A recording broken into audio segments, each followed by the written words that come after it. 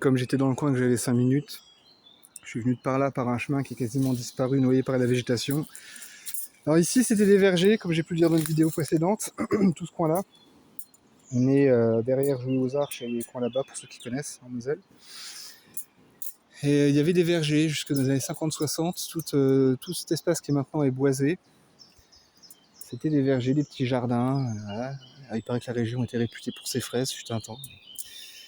Et bon, le temps passe, l'entropie s'accroît, comme dirait l'autre. Vous avez ici une maison qui a, si vous regardez les photos aériennes, il faut retrouver ça sur Géoportail. Là, ça a été construit après-guerre ici.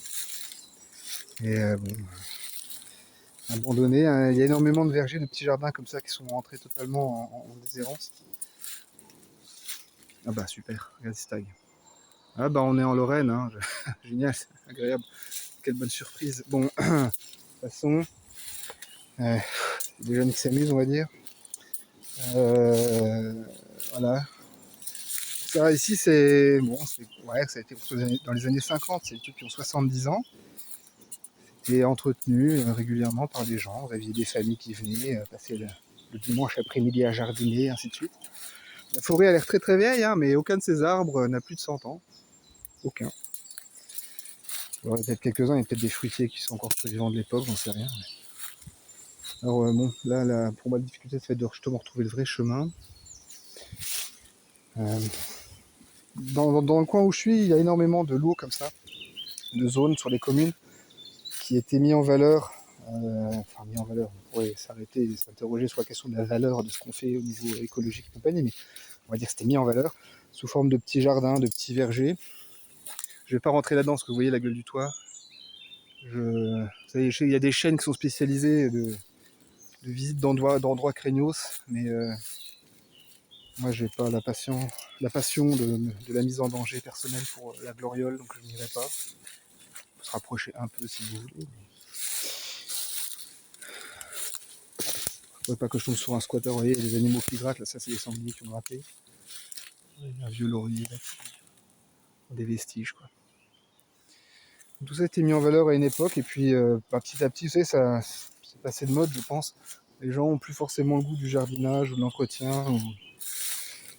Pour l'anecdote, là moi, derrière chez moi, vous voyez, ils avaient même mis un beau lampadaire. Vous voyez, ça j'avais jamais fait gaffe. Il y a encore la ligne électrique, tiens. Vous voyez ouais, derrière chez moi, il y a une fourmilière énorme là. Derrière chez moi, il y a quasiment 1 hectare de terrain inconstructible qui est enclavé entre les habitations.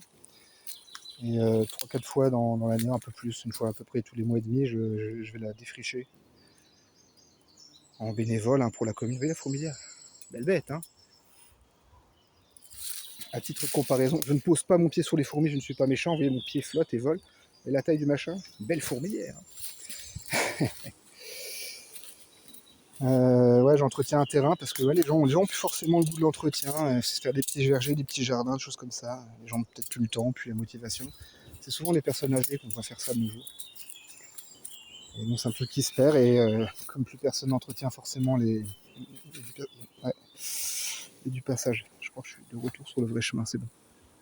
Allez, on dit au revoir à la ruine.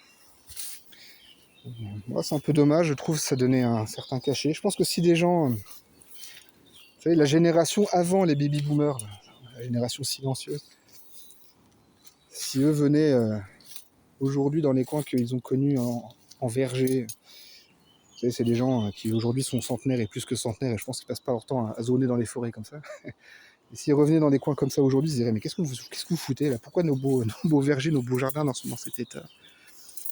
On dirait qu'il y a une catastrophe post-apocalyptique. La nature a repris ses droits à une vitesse folle. Voilà, j'arrive sur des ronces et tout, ça va être sympa. Voilà, c'était la petite ruine au cœur de la forêt qui nous rappelle que le temps passe et que la nature reprend toujours ses droits. Encore un sanglier qui s'est amusé, ça. Vous avez des traces comme ça, de toute façon, il y a des sangliers. Dans le coin, il y a des chevreuils, il y a même des cerfs un peu plus loin en allant vers Pont-à-Mousson. Je le sais parce que j'en ai vu, hein, je parle pas de pure théorie. En bagnole un coup, j'ai vu des cerfs comme ça sur le bas-côté près de Pont-à-Mousson. Enfin, le bas-côté dans un champ, quoi. J'avais déjà fait une vidéo, il y a des castors aussi en Moselle, en amont de Metz. Après, je ne sais pas, je suis pas au courant, je ne suis pas allé voir. Mais... Voilà, voilà. Bon, là, ça va devenir vraiment le bordel. Je vais vous laisser. Il faut que je vois où je mets les pieds. Allez, bonne journée, à bientôt.